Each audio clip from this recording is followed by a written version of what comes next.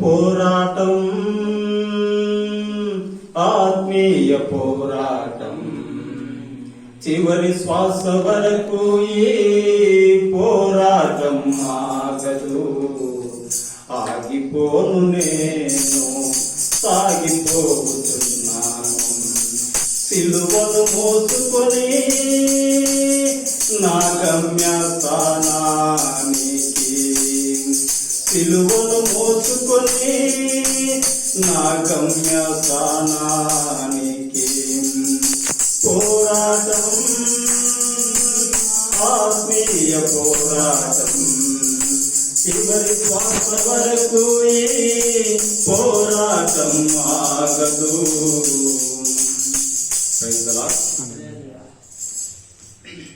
నా సాక్ష్యం ఎక్కడ కూడా సంపూర్ణంగా నేను పంచుకోలేదు. ఎందుకంటే అటువంటి అవకాశం ఎప్పుడు కూడా ఒకసారి రెండుసార్లు వచ్చింది, కానీ సంపూర్ణంగా ఎక్కడ కూడా సాక్ష్యమును ఇట్లా వేదిక మీద పంచుకోలేదు. దేవునికి మహిమ కలుగును గాక. హల్లెలూయా. ఈ దినమున నా సాక్ష్యమును, చిన్న సాక్ష్యమును మీతో పంచుకోవడానికి దేవుడు నిర్ణయించుకున్నాడు కనుక క్లుప్తంగా సింపుల్గా నా సాక్ష్యమును పంచుకుంటాను. నేను 9వ తరగతి వరకు, 9వ తరగతి చదివేంత వరకు మా కుటుంబంలో ఉన్నతంగా ఉన్నటువంటి ఒక కుటుంబమే. తర్వాత 9వ తరగతిలో మా తల్లి చనిపోవడం జరిగింది.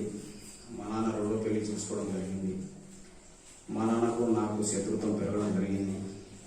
ఉన్నటువంటి ఆస్తిలో మా నాన్న పోగొట్టడం జరిగింది. అక్కడ నుంచి 9వ తరగతి కంటే బిలోలో ఉన్నప్పుడు 7వ తరగతి ఒకసారి నేను ఫెయిల్ అయినాను.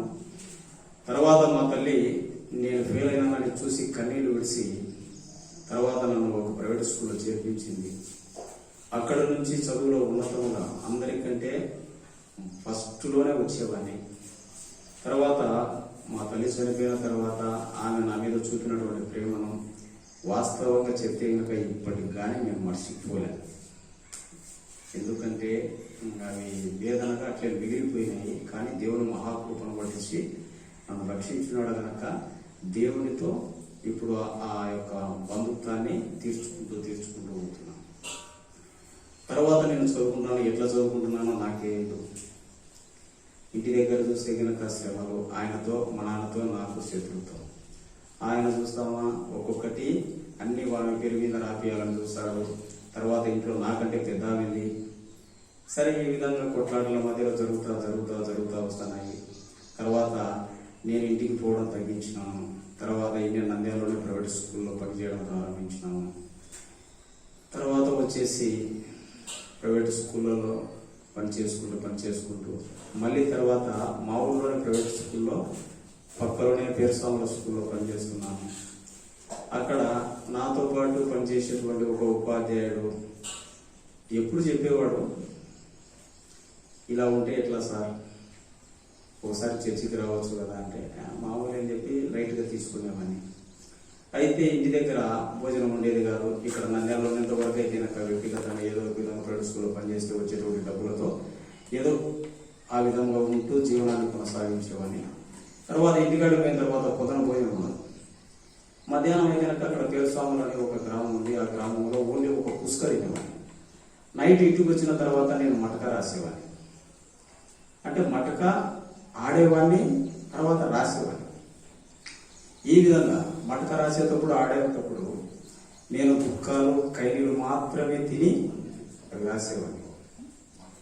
ఆహారము అంటే కనుక ఆహారము ఇంటి దగ్గర నాకు ఉండేది కాదు. ఎందుకంటే మా నాన్న రోడ్డు పెళ్లి చేసుకున్నాడు కనుక వామితో మాకు మా నాన్నతోనే సఖ్యత లేదు, వామితో కూడా సఖ్యత లేదు.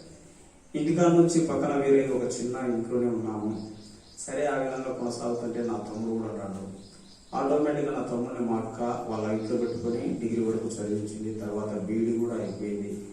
తర్వాత వచ్చేసి నేను పేరుసాముల స్కూల్లో పనిచేసేటప్పుడు నాకు వచ్చినటువంటి జీతంతో నువ్వన్న మొట్టమొదట బాగా నాలుగు మన ఇంట్లో అని చెప్పి వాడిని తర్వాత డిఎస్సి కోచింగ్ పంపించినాను.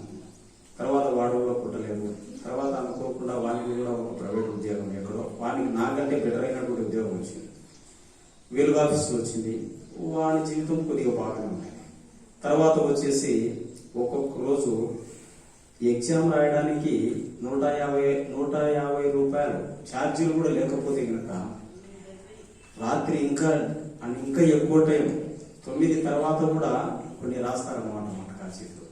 అవి కూడా రాసి నా తమ్మునికి ఇవ్వాలనే ఒక కోరికతో మళ్ళా కూడా ఇచ్చేవాడు. ఆ విధంగా తల్లి చనిపోయిన తర్వాత తల్లి యొక్క ఆదరణ లేదు, మా భవిష్యత్తు గురించి ఆలోచించినటువంటి దాఖలాలే లేవు.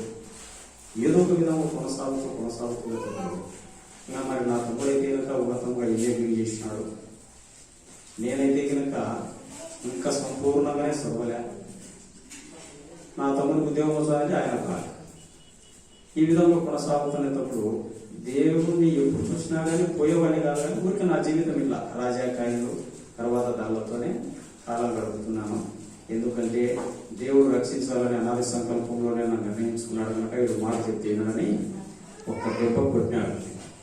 కొట్టేసరికి నాలో నుంచి వేడి ఎక్కువైపోయి ఓన్లీ పుష్క మాత్రమే తినేవాడిని కనుక రైల్స్ ఎక్కువై రక్తము పడడము ప్రారంభించింది. ఒక రోజు కాదు, 2 రోజులు కాదు, ఒక రోజు పడితే ఏమనుకుంటున్నాక ప్రతి దినము బ్లడ్ నాలో నుంచి పోతూనే ఉంది. హాస్పిటల్ చూపించుకుంటే నాకు అప్పుడు 2000 శాలరీ. అప్పుడే నాకు బలవంతంగా పెళ్లి వద్దననే అని మళ్ళీ పెళ్లి చేసిన. తర్వాత వచ్చేసి ఏ విధంగా కుటుంబాన్ని పోషించాలా, నేను హాస్పిటల్లో చూపించుకోవాలా. ఒక రోజు హాస్పిటల్ పోతే 4 వారాలు, 2 రోజులు అయిపోయింది, 3 రోజులు అయిపోయింది, 3 వారాలు అయిపోయింది, 4 వారాలు అయిపోయింది. స్వస్థత 4 కలగానే. ఇంకొక ఉండేది వచ్చేసి ఒకే ఒక మార్గమే, దేవుని దగ్గరికి పోయి అప్పుడే వాస్తవంగా నేను పనుకుంటే కనుక నరకం ఏ విధంగా ఉందో నా ఆత్మ నరకం లేదు కూడా పోయించింది వాస్తవంగా. అయినా కానీ సవాళ్ళేమో అదే దేవుని చిత్తమేమో అని చెప్పి అట్లనే బలవంతంగా నిద్రలో లేనటువంటి ఎన్నో దినములు, ఎందుకంటే శరీరంలో బ్లడ్ అంతా పోతా ఉంది. అయితే పైకి మాత్రం ఊరికి ఏదో ఉన్నానంటే నరకం కూడా ప్రత్యక్షంగా మంటలలో నుంచి నా ఆత్మ చూసుకుంటూ చస్తానేమో అని చెప్పి అనుకుంటున్నాను. చచ్చినాక ఏం చేస్తాం, మనం చేయలేదు. అటువంటి భయంకరమైనటువంటి పరిస్థితుల్లో ఒకే ఒక సోర్స్, స్కూల్ అయిపోతానే ఆదివారం వచ్చింది.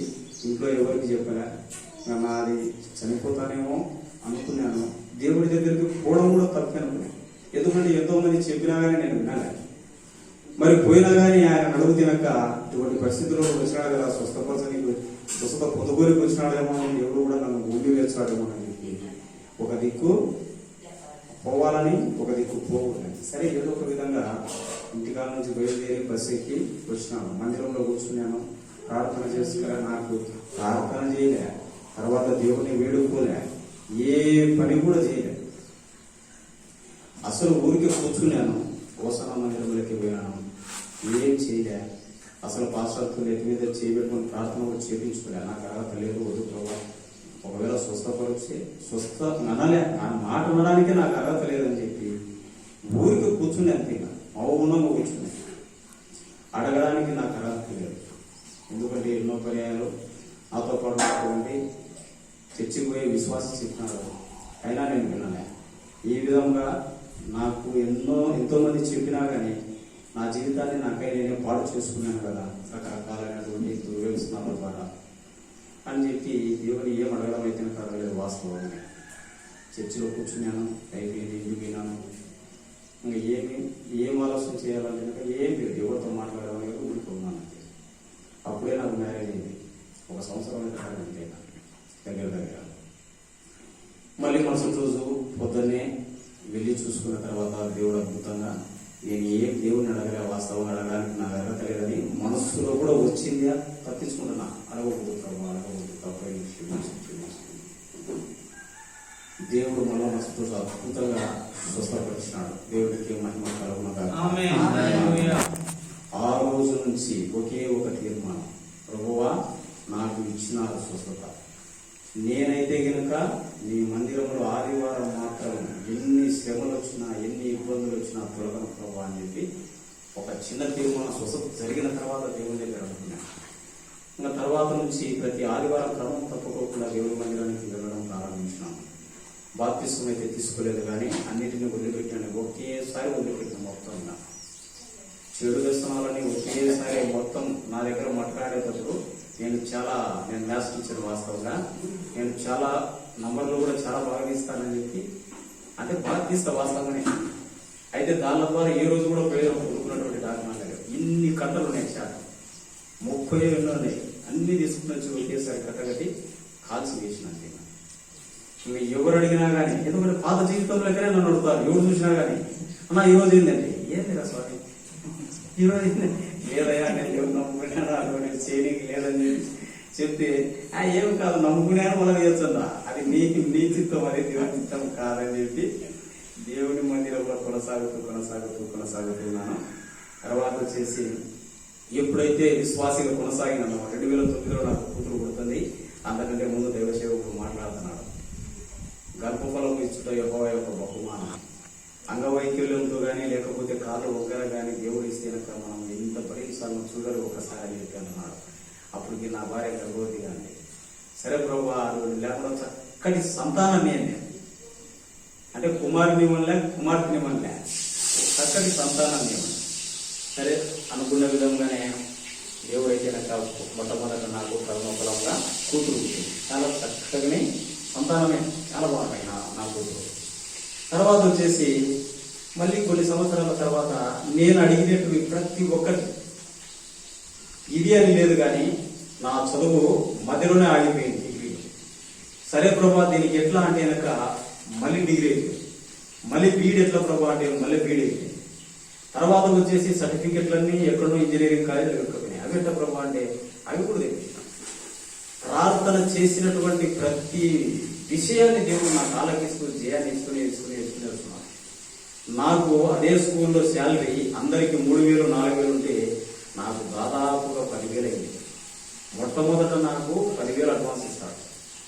నాలో ఆర్థికంగా డబ్బులు మిగలడం ప్రారంభించాను. మరుసటి సంవత్సరం నుంచి సంవత్సరానికి 20,000 30,000 అట్లా మిగలడం ప్రారంభించింది.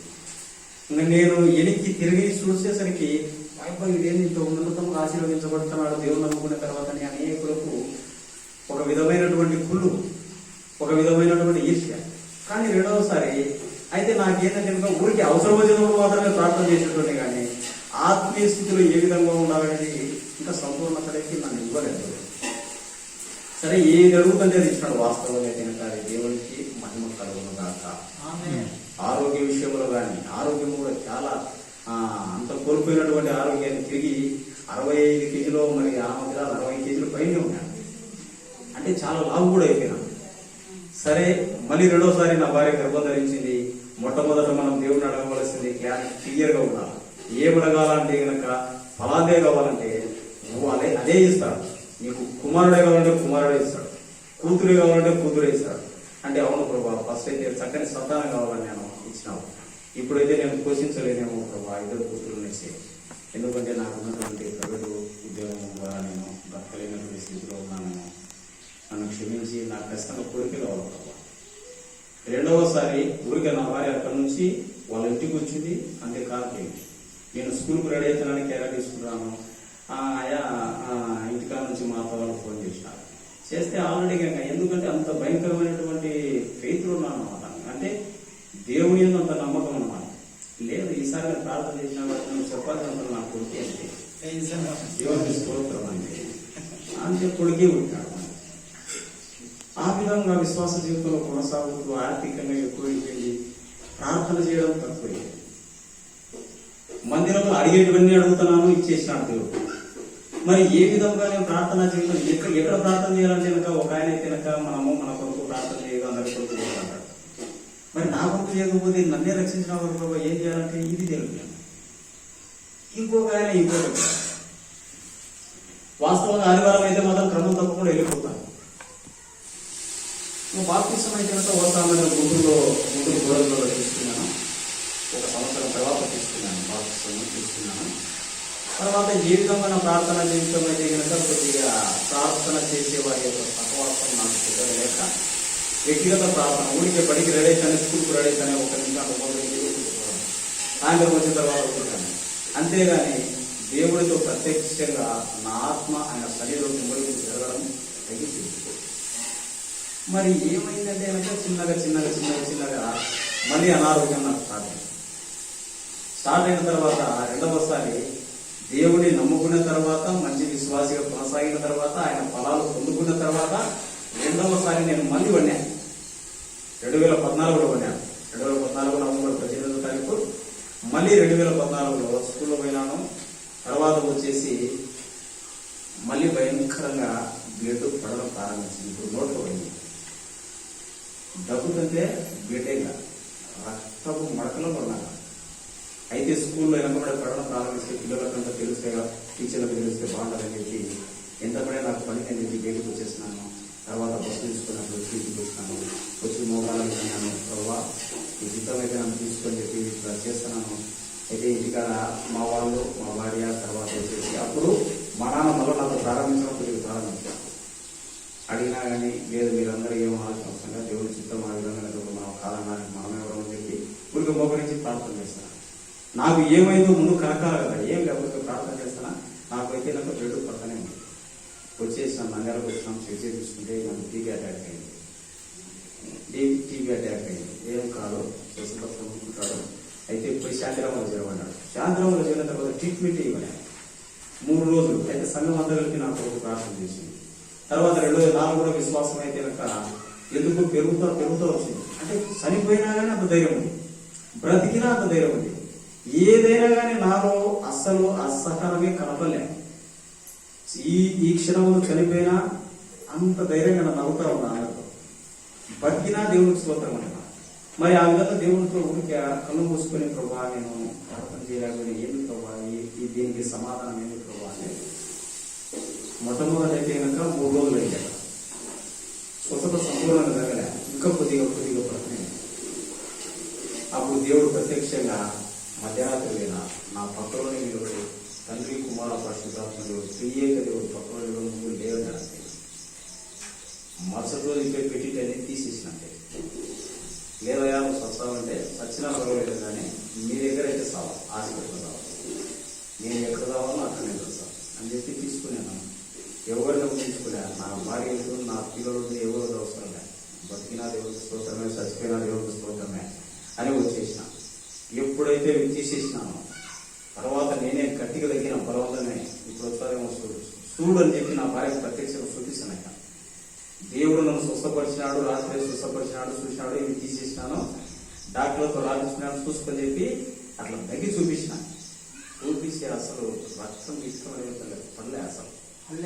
దేవుడి అట్లుంచి అట్లే ఇంటికి చేసినాను. మళ్ళీ తిరిగి బలము పొందుకుంటున్నా. మరి భౌతికంగా నేను ఏ విధంగా బతకాలంటే నా తల్లిదండ్రులు నాకు ఆస్తిని మిగిలించలేదు, మా నాన్న నాకేం ఆస్తిని మిగిలించలే. అంతో ఇంతో దేవుడు ఇచ్చినటువంటి జ్ఞానం ద్వారా, చదువు ద్వారా నేను బతకాలా. మరి ఏం చేయాలంటే కనుక దేవుడు 6 నెలలు సమయం ఇచ్చినాడు. ఆ కోర్సు వాడినాను. వాస్తవంగా టీవీ కోర్సు వాడినాను. 2 నెలల తర్వాత మొత్తం నెగిటివ్గానే వచ్చింది.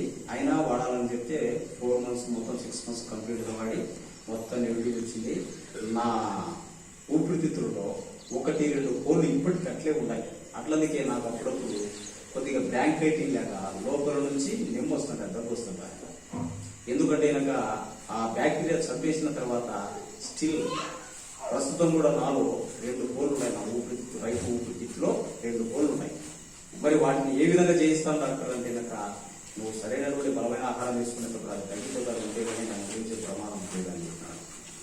ఆ విధంగా కొనసాగుతూ మరి మళ్ళా భౌతిక సంబంధమైన వెతుకులాట ప్రారంభిస్తే అక్కడ ఇక్కడ ప్రయాసపడవాడిందో పొందుకునే వాడిందో ఏమి లేదు కానీ దేవుడి కనికరం పొందుకునేవాడు ధన్యుడు. అది ఇప్పుడు తెలుసుకునే ప్రయాస మళ్ళా ఆ స్కూల్లో, ఈ స్కూల్లో, ఆ స్కూల్లో. అయితే కుటుంబంలో మళ్ళా ప్రారంభం స్టార్ట్ అయింది. నాకు నా భార్య నీ చేత కదా అట్లా ఇట్లా తప్పుడు వెనకబడే కుటుంబంలో సమస్యలు వచ్చిన తర్వాత ఇల్లు వదిలిపెట్టి ప్రార్థన చేసుకుంటున్నాను. నాకు ఎక్కువ సమయం ఇచ్చినాడు కనుక 6 నెలలు ఇచ్చినాడు. మళ్ళీ స్కూల్ వాళ్ళు అయితే కనుక నీకేం అయిపోయింది కదా, స్వస్థ పొందుకునే కదా, వచ్చి మళ్ళీ స్కూల్లో చేరితే కనుక ఆ స్కూల్లో చేరినటువంటి మ్యాథ్స్ ఉపాధ్యాయుడు ఇంతకుముందు చచ్చిపోయినాడు. మళ్ళా చేరితే నువ్వు కూడా వచ్చావని చెప్పి వేరే పిల్లలు చెప్తే అదంతా కాదు కానీ దేవుడు ఎందుకు నాకు ఇచ్చినాడు కనుక నా మనసు ఒప్పుకోలే. మళ్ళీ పోనండి. వచ్చిన తర్వాత ఈ విధంగా ఆత్మీయ జీవితంలో ప్రార్థనలో కొనసాగాలంటే అసలు నాకు ప్రార్థన చేసే విధానం కూడా తెలియదు, ఏమి తెలియదు. సరే కుటుంబ సమస్యలు ఎక్కువైపోయినాయి. ఒకేసారి ఏం చేసినామంటే తీసుకొని పోయి మా కోళ్ళ కర్నూలు ఉంటే కర్నూలులో చేరాను. కర్నూలులో పక్కలో చేరిన తర్వాత ఇంట్లో ఫస్ట్ నాకు నా భార్యకు కొట్లాట జరిగిన తర్వాత ఒక 3 నెలలు ఇద్దరం డివైడ్ అయ్యారంట. నేను భార్యతో నేను సంబంధం 3 నెలలలో దేవుని సన్నిధిలో ఇంట్లో తినడం పోవడం కోసం ప్రార్థన కూర్చోవడం. ఎప్పుడైతే ప్రార్థనలో దేవుని సన్నిధిలో రాత్రి పగులు ఎదగడం ప్రారంభించున్నానో దేవుని యొక్క దర్శనము ప్రత్యక్షంగా చూడడం ప్రారంభించుకుంటూనే వస్తున్నాను. ఎప్పుడైతే గనుక నాలో ఆత్మీయ స్థితి మళ్ళీ వచ్చిన తర్వాత మళ్ళీ 3 నెలల తర్వాత మళ్ళీ నా భార్య నాకు వచ్చిన తర్వాత ఇద్దరం కలిసి ఉన్నామంటే ఉన్న తర్వాత ఆ 3 నెలలు ఉన్నటువంటి ప్రత్యక్షతను మళ్ళా కొద్దిగా కోల్పోయినా ఉన్న తర్వాత ఆమె కూడా రక్షించబడింది కానీ సంపూర్ణమైనటువంటి విశ్వాసం కాదు.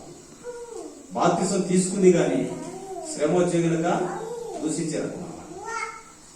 మళ్ళీ శ్రమలు చిన్న పిల్లలు, నా కొడుకు 6 సంవత్సరాలు, నా కూతురుకు 8 సంవత్సరాలు. అప్పట్లో ఇద్దరు చదువుతున్నారు. గవర్నమెంట్ స్కూల్లో చేర్పించాను, నా కొడుకును మొట్టమొదటి చేర్పించాను. అయితే ప్రార్థనా జీవితంలో ఏ విధంగా ఉంటానో నా పిల్లలకు ఏ విధంగా ఉంటానో ఏం చెప్పేవాడిని కాదు. మొక్కరిస్తాను, ఎప్పుడు ప్రార్థన చేస్తుంటే నా పిల్లలు కూడా అనుకరణంగా నా పక్కన నిలబడేవాళ్ళు. తర్వాత కుటుంబంలో కూడా కొంత ప్రార్థన చేసుకునేవాళ్ళు. మిగిలిన సమయంలో నా పిల్లలు ఎక్కువ వచ్చేవాళ్ళు. అప్పుడు దైవ సేవకులు ఒక మాట మాట్లాడుతున్నాడు. ప్రార్థన ఆత్మను పొందుకున్నట్లయితే, ప్రార్థన చేసేటువంటి ఆత్మను పొందుకున్నట్లయితే నీకు ఇంకొకరు ప్రార్థన చేయాల్సిన అవసరం ఏముంది పిచ్చోడా అని చెప్పి ఒకరోజు పరిశుద్ధాత్మ కోరికలు మాట్లాడుతున్నాను అన్నమాట. ప్రభా క్షమించిన లేక నేను పైసలు ఎత్తుకున్నాను, నాకు ప్రార్థనాత్మను దయచేయని చెప్పి దేవుని దగ్గర గోచాడి ప్రార్థనాత్మను పొందుకున్నాను. ప్రార్థనాత్మను ఇప్పుడు పొందుకున్న తర్వాత దేవుడు నాతో మాట్లాడుతున్నాడు. నువ్వు ప్రార్థన చేసే వారి యొక్క సహవాసంలో వాళ్ళలో ఉన్నటువంటి నీతిని భక్తిని నువ్వు వెదకాలని చెప్పి దేవుడు మాట్లాడాడు. మాట్లాడిన తర్వాత కొన్ని రోజుల కల్లా వాస్తవంగా అయితే కనుక భాస్కర్ వచ్చినాడు. భాస్కర్ కు నాకు భౌతిక సంబంధం అయినటువంటి పరిచయం మాత్రమే. వాస్తవంగా అయితే కనుక ఇద్దరు ఒకే స్కూల్లో ఒకేసారి నేను ముందు చేరాను, ఆయన కొద్దిగా కనుక చేరాను ప్రైవేట్ స్కూల్ జీవితంలో. తర్వాత వచ్చి ఒక రోజు నైట్ వచ్చి ప్రార్థన చేసుకున్నాం అన్నాడు. సరే మరి కాదనకి నేను ఎవరిని అని చెప్పి ఇద్దరు కలిసి నైట్ ప్రార్థన చేసుకున్నాను.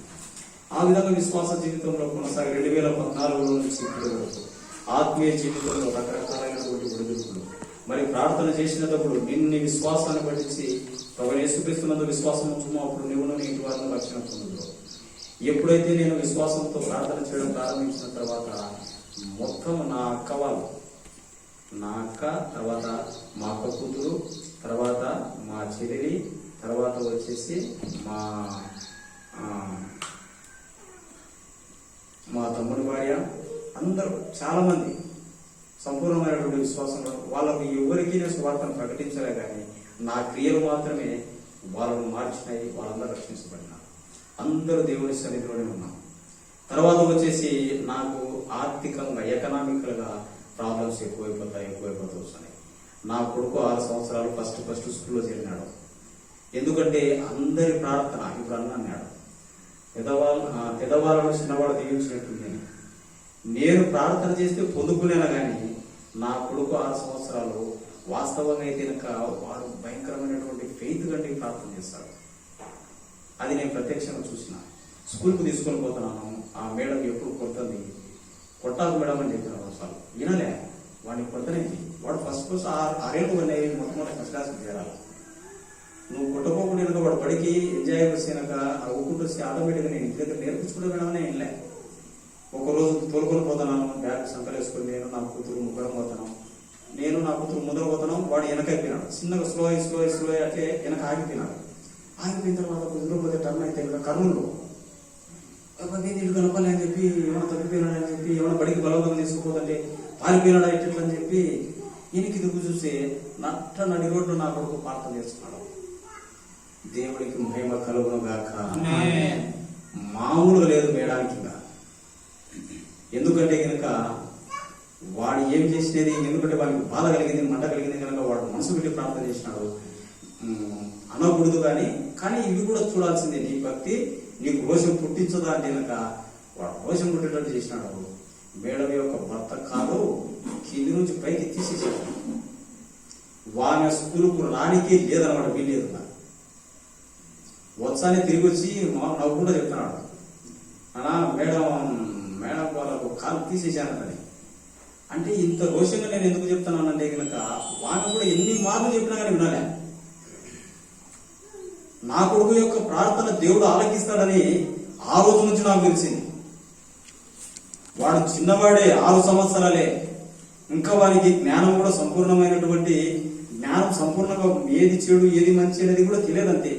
ప్రార్థన మాత్రం చేస్తే కనుక దేవుడు కార్యం చేస్తాడనే ఒక ఫెయిత్ మాత్రమే మనల్ని నడిపి. తర్వాత ఎప్పుడైనా సరే మనసు పెట్టి ప్రార్థన చేస్తే వాడే నాకు చెప్పేటోడు, ఈరోజు ఖచ్చితంగా నీకు డబ్బులు వస్తాయి వెళ్ళిపో. పోతే ఏసీ కార్పొరేషన్లో దాదాపుగా 3 లక్షల డబ్బులు వచ్చినాయి నాకు. తర్వాత ఒక రోజు ప్రయాణం ఏమి వెళ్తున్నా, నాయన ఇక్కడ నీకోసం నేను ప్రార్థన చేస్తున్నాను, ప్రార్థన చేయాలంటే ప్రార్థన చేసి తీసుకొని వెళ్ళిపోతే అక్కడ అనుకోకుండా ఒక కారు వచ్చి నిలబడింది నా కోసం. బస్సు దొరకాలంటే చెక్ పోస్ట్ లో చాలా సమయం పడుతుంది. వాడు ప్రార్థన చేసినాడు, నా మనసు కూడా విశ్వాసమే. ఎందుకంటే కనుక చిన్నపిల్లలు ఒక్కొక్కసారి అటు ఇటు అల్లరి చేస్తుంటారు, కానీ వాడు మనసు పెట్టి ప్రార్థన చేస్తాడు. అది నాకు మనస్ఫూర్తిగా ఇష్టం అన్నమాట. వాడు చేసేటువంటి ప్రార్థన వాడు చేసినాడంటే, మనసు పెట్టి చేసినాడంటే కనుక ఖచ్చితంగా దేవుడు ఆలకిస్తాడని నాకు అర్థమైపోతుంది. అట్లా పోతాను కాలు వచ్చింది. ఈ విధంగా విశ్వాస జీవితంలో కొనసాగుతూ ఉన్నాను, కానీ భౌతికంగా ఏం పని చేయడానికి కూడా అర్హత లేకుండా వెళ్ళిపోయాను. అది దేవుని చిత్తమేమో. మరి ఆ ఉద్యోగం చేయాలా, ఏ ఉద్యోగం చేయాలా, ఒకవేళ స్కూల్లో పనిచేస్తే కనుక అంతో ఇంతో డబ్బులు ఇస్తారు. కానీ నారాయణ కాలేజీలోకి వెళ్ళిపోయినా వాళ్ళు మొట్టమొదటి చెప్తున్నారు, ఆదివారం కూడా నువ్వు రావాలని. ఆదివారం అయితే నేను నేను వేసుకోవడం నమ్ముకున్నాను, నేను రానని చెప్పి యథార్థంగా మొట్టమొదట నేను సరైన అవుతా ఎవరి దగ్గర సరే. ఎందుకంటే కనుక మనం నమ్ముకున్నటువంటి దేవుడు గొప్పవాడు కనుక మనం దేవుడిని పరిచయం చేయకపోతే కనుక ఏం చేయబడుచుకున్నాను. ఎక్కడ పోయినా ఆఫీస్లో పోయినా ఎక్కడ పోయినా నేను యేసుక్రీస్తు నమ్ముకున్నాను కనుక ఆదివారం మీ దగ్గరికి రానంటే. తర్వాత లాస్ట్ ఇయర్ గాజు రూపాయలు పనిచేస్తున్నాం, ముందే చెప్పేసినాను అంతే, ఆదివారం అయితే కనుక నీ దగ్గరికి రాను, ఎందుకంటే నేను ప్రభువు నమ్ముకున్నాను. ఈ విధంగా నా యొక్క ఆత్మీయ జీవితం కొనసాగుతూ అనేక మంది ఊరికి వాళ్ళు తెలియదు కానీ వాళ్ళు అనారోగ్యంతో ఉండాలంటే కనుక కన్నీటి ప్రార్థన చేసినప్పుడు వాళ్ళని దేవుడు ఏ విధంగా తీసుకొచ్చేవాడు మందిరంలో నాకు కనపడేవాడు. ఒక ఆయన చనిపోతాడట, చనిపోయే స్థితిలో ఉన్నాడు, ప్రభా ఆత్మ నశించుకోవడం నీకు ఇష్టం లేదు కదా అని చెప్పి కన్నీటి ప్రార్థన చేసిన ఆయన హైదరాబాద్ లో ఉన్నాడు. మళ్ళీ తర్వాత ఆయన స్వస్థత పొందుకుని నాకు లేదు కానీ కళ్ళు తెరిచి చూసేసరికి నా ముందర అన్నాడు. ఏమన్నా అంటే కనుక లేదు అని చెప్పి ఆయన సాక్ష్యం చెప్తున్నాడు. దేవుడు గొప్పవాడున్నా కొనసాగంటే స్వస్థత పొందుకున్నాడు, 9 మంది పిల్లలు లేకుండా రాలే. సరే ఏదేమైనా కానీ ఆయుష్ను అయితే ఇచ్చినాడు, ఏదో ఒక రోజు దేవుడు ఏమైనా మళ్ళీ పట్టుబడుతున్నాడేమో వాళ్ళ కొరకు ప్రార్థన చేస్తూనే ఉన్నాను. ఈ ఆత్మీయ యాత్రలో అయితే కనుక నాకు ఇంకనూ గమ్యమెరుగని స్థితిలోనే కొనసాగుతున్నా. అనుకోకుండా మధ్యలో లాస్ట్ ఇయర్ వినుకొండకు పిలుపు వచ్చింది. దేవుడు మిమ్మల్ని వచ్చి పిలుస్తాడా, సేవకుడు పిలిచిన అదే కదా. అంటే 2014లో నుంచి నా బతికేంది ప్రభావం ఎన్నోసార్లు దేవుడు నాతో మాట్లాడినటువంటి మాట ఏంటంటే నువ్వు స్వార్థకులు పనిచేయాలి. నేను ఏం చేయాలి ప్రభా, నాకు ఎక్కడ ఉద్యోగం ఉందో చూపించు ప్రభా, ఎక్కడ చేయాలి, ఇదే అంటే నా తలపల ఇది. దేవుడు అయితే నువ్వు స్వార్థకులు పనిచేయాలి. నేను ఓసాన మందిరంలో ఉన్నాను కదా ప్రభా, అక్కడైతే కనుక పెళ్లి చేసుకోకూడదు, ఒకవేళ లేకపోతే ఇద్దరు రక్షించబడి ఇద్దరికి సమ్మతి అయితే నేను సేవకు పోతారు, నేను సేవకు పోవడానికి అర్హత లేదు కదా అని చెప్పి నన్ను నేను సమర్థించుకుని ఒకవేళ సువార్త సేవకు కూడా వెనకంజే 7 సంవత్సరాల నుంచి ఎనిక్కి వచ్చి ఒక్క దెబ్బ తిన్నానంటే కనుక ఉండదు. కానీ అనుభవించినటువంటి శ్రమలు ఏవి కూడా లేకుండా దేవుడు సంపూర్ణంగా శ్రమల మార్గం నుంచి నన్ను నడిపిస్తూనే వచ్చినాడు. అయితే ఏ రోజు కూడా నన్ను పచ్చబెట్టలే. దేవుడికి మహిమ కలుగుగాక. ఎందుకంటే కనుక ఆయన గొప్పవాడు కనుక అది అగ్ని లాంటి శ్రమ. వినుకుండా పోయినాము, సరే అది దేవుని పిలుపుని వినుకుండా పోయినాము. 4 రోజులు బలంగా వాడబడినాము. 4 రోజుల తర్వాత అప్పుడే నాకు అర్థమైంది, అబద్ధమునకు జనకుడు దానికి కర్త, దాన్ని కొనసాగించే వారి మీద దేవుడు ఎప్పుడు కూడా వర్ధిల్లింప చేయడని. ఆటోమేటిక్ గా నాకు మొదటి రోజే అబద్ధముల గురించి చెప్పాడు, ఇది అని. అబ్బా ఇదే ఆయన పరిచయం కాదు. మరి ఇద్దరం వెళ్ళినాము, భాస్కర్ నేను, ఆయన ఇంకా సంపూర్ణమైనటువంటి లేదు ఇది కరెక్టే అనుకున్నాడు. నాకైతే ఆయన ఇది కాదు, ఇది నిజమైనటువంటి పిలుపు అయితే కరెక్టే. ఒకవేళ దేవుని పరిచర్య చేయడము అక్కడ నేను అనుకుంటున్నా అది కరెక్టేనేమో అని మళ్ళా తర్వాత ఆయన మాతో ఫోన్ చేయలే, మళ్ళీ పిలిచే అసలు కాదు. అక్కడ కూడా ఏంటి కనుక బుధవారము, తర్వాత వచ్చేసి శుక్రవారము, ఆదివారం 3 ఆరాధనలు లేడా ఎక్కడ కూడా. బుధవారం ఉపవాస ప్రార్థన, అది చాలా బలంగా జరగాలన్నాడు. అదే నిజమైన ప్రార్థన. సరే అట్లనే చేయడానికి మేము వచ్చినామన్నా, మాకు ఆకలి అవసరం లేదా, శ్రమలంటే మేము చూడిసిన శ్రమల కంటే ఎక్కువ ఏం లేవు, మేము మోకరించి ప్రార్థన చేయడమే మా జీవితం అని చెప్పి ఆయనకు ఒప్పుకొని చేసుకున్నాం. తర్వాత ఆయన మమ్మల్ని పిలిచా, ఎన్నిసార్లు ఫోన్ చేసినా పలకాలి. సరే నేనంటే ఒకసారి యథార్థంగా మాట్లాడినా, అన్నా దేవుడు ఆ విధంగా దర్శనించినప్పుడు ఆపడానికి నువ్వెవరవో నేను అన్యాను. అట్లా చేయకూడదన్నా అని చెప్పి, చేయకూడదని ఎందుకు దేవుడు నాతో మాట్లాడితే అన్యా. సరే నన్ను అయితే ఆ రోజు కలుపుకోలే కానీ మళ్ళీ భాస్కర్ కలుపుకున్నాడు, ఆయన కలుపుకొని మాట్లాడాడు. సరే నాకంటే ఫోన్ చేయకూడదు, ఆయనకైనా చేయాలి కదా, ఎవరికి చేయలేదు. అది దేవుని చిత్తం కాదు. ఎందుకంటే ఆయన అబద్ధము మీద ఒక పునాది వేసుకొని ఉన్నాడు. సొంతంగా దేవుడు ఇచ్చినటువంటి దర్శనాన్ని, ఆ సంఘాన్ని పాడు చేసుకున్నాడు. ఎందుకంటే కనుక మన వాక్యంలో కూడా ఏంటంటే కనుక అబద్ధమును కొనసాగించినట్లయితే కనుక దాన్ని కంఠభూషణంగా మరి ధరించుకుంటే, దయను సత్యమును మన కంఠభూషణంగా ధరించుకుంటే దేవుడి దయ ఎందునో మనుషుల దయ ఎందునో మీరు వర్తిల్లుతారు. ప్రైజ్ ది లార్డ్, హల్లెలూయా. అంటే మనము దయ కలిగి ఉండాలా. రెండవది వచ్చేసి సత్యం ఎప్పుడు ఉండాలా. ఆ సత్యము లేకపోతే కనుక మనం దేవుడి దయలోనే వర్తిల్లము, మనుషుల దయలో ఏ విధంగా వర్తిల్లగలము, వర్తిల్లలేమని చెప్పి నాకు అప్పుడే అర్థమైంది. ఇక్కడికి వచ్చిన తర్వాత దేవుడు నాకు వాక్యాన్ని దేవుడే బయలుపరుస్తాడనమాట. ఈ రోజు ఇదంటే నాకు పటపడ దేవుడే ఇది ఇక్కడనా సరే ప్రభా నీ చిత్తం అని చెప్పి అక్కడ ఆయన చెప్పింది. మళ్ళీ మేము ఫోన్ చేసినాం, ఏదన్నా మీరు ఎప్పుడైనా ఫోన్ చేసినాక 2-3 రోజులు వచ్చి వాక్యం చెప్పిపోదులేదు అన్నా, మేము ఇంత పెద్ద సేవకులు ఏమన్నా, ఏదో మొట్టమొదటి మేము ఇచ్చినాము, ఇప్పుడే సేవకులు అనుకొని మేము వచ్చినాము, అంత పెద్ద సేవకులు అంటే కనుక నేను మీ అంత బైబిల్ జ్ఞానం ఉన్నటువంటి కాదులేండి. మళ్ళీ ఆయన వచ్చాడు. సరే ఏది ఏమైనా కానీ సరే ప్రభా నీ చిత్తం అని చెప్పి మళ్ళీ నాకు స్థానిక సంఘం ఎట్లా అవసరం మందిరం ఉంది కనుక అవసరం మందిరంలో పోతున్నాను. శుక్రవారము అక్కడ చెప్పాలి, శుక్రవారం ఇక్కడ ప్రార్థన అయిపోయింది. వెంటనే మళ్ళా నాకు వేరే పాస్టర్ ద్వారా శుక్రవారం ప్రార్థనకు మీరే నడిపించాలా కూడా సుంకేశ్వరులు అని చెప్పి కడప జిల్లాలో పడింది. మీరే నడిపించాలని చెప్పి నన్ను పిలుచున్నాడు.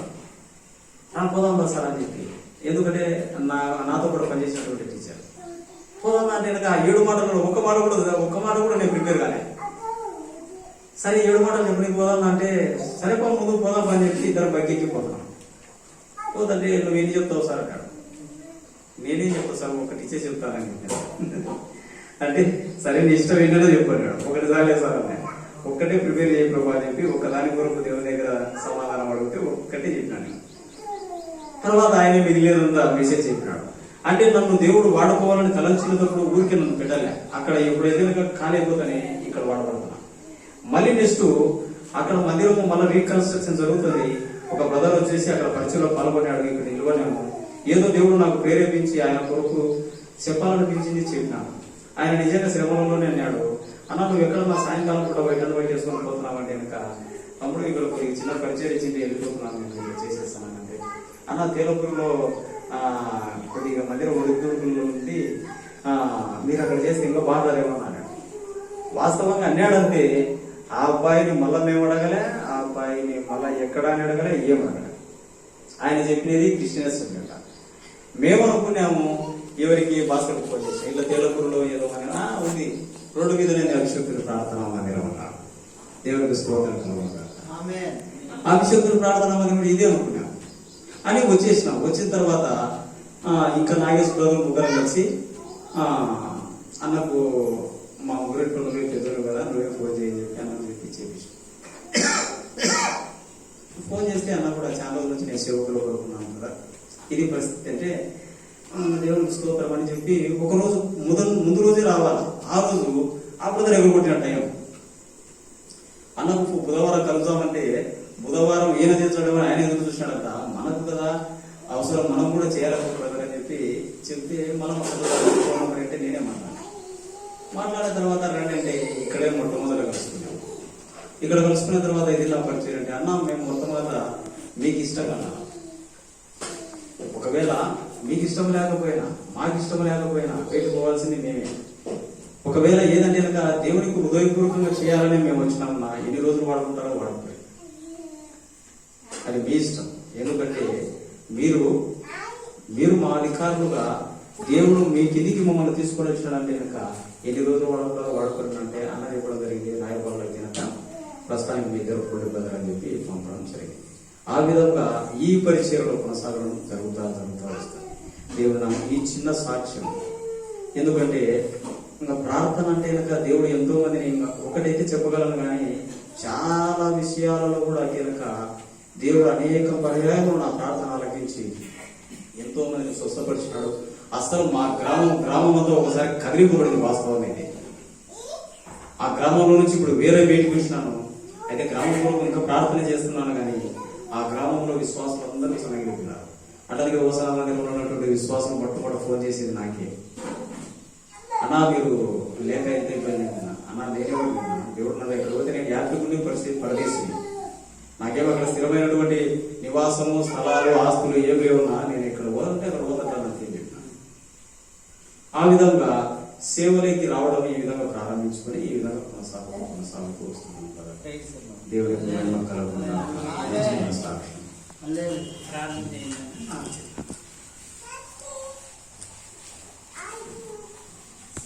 వెంకటలక్ష్మమ్మ ఇందిరమ్మ కొరకు, వాళ్ళ స్వస్థత కొరకు, ఏలియన్న స్వస్థత కొరకు, చెరువుచిన సేవకుల కొరకు, అక్కడ లాజర్ అని అన్న ఆ సేవకుడు ఇక్కడ వైఎస్ నగర్ అన్న కొరకు, కుటుంబం కొరకు ప్రారంభించారు.